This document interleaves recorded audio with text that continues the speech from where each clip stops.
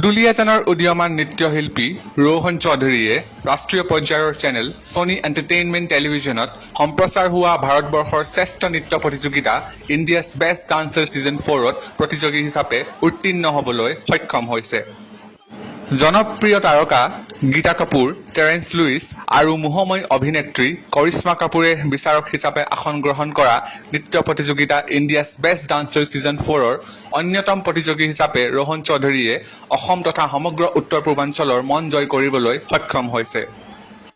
নিজৰ নৃত্যশৈলীয়ে বিগত কেইবা সপ্তাহত বিচাৰক মণ্ডলীৰ লগতে বলিউডৰ আন কেইবাজনো শ্ৰেষ্ঠ তাৰকা শ্ৰদ্ধা কাপুৰ, ৰাজকুমাৰ ৰাও, ৰেমো ডিচুজা, অনুৰাগ বাসু আৰু উৰ্ফি জাবেদৰো মন জয় কৰিবলৈ সক্ষম হৈছে দুলিয়াজান তথা অসমৰ বাসিন্দা ৰোহন চৌধুৰীয়ে। টেলিভিছন আৰু ছ'চিয়েল মিডিয়া জগতৰ জনপ্ৰিয় শিল্পী তথা কোৰিঅ'গ্ৰাফাৰ আকাশ থাপাৰ লগত বিভিন্ন গীতত নৃত্য পৰিৱেশন কৰি ৰোহন চৌধুৰীয়ে সমগ্ৰ অসম তথা উত্তৰ পূৰ্বাঞ্চলক ৰাষ্ট্ৰীয় পৰ্যায়ত গৌৰৱান্বিত কৰিছে।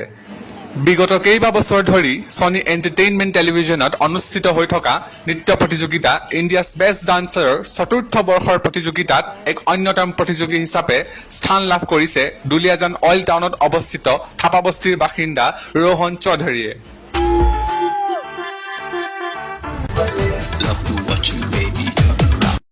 ৰোহন চৌধুৰীক ভোট কৰিবলৈ ডাউনলোড কৰক ছনী লিভ এপ। ভোটিঙৰ সময় প্ৰত্যেক শনিবাৰে আৰু দেওবাৰে ৰাতি 8ৰ পৰা 12 বজালৈ।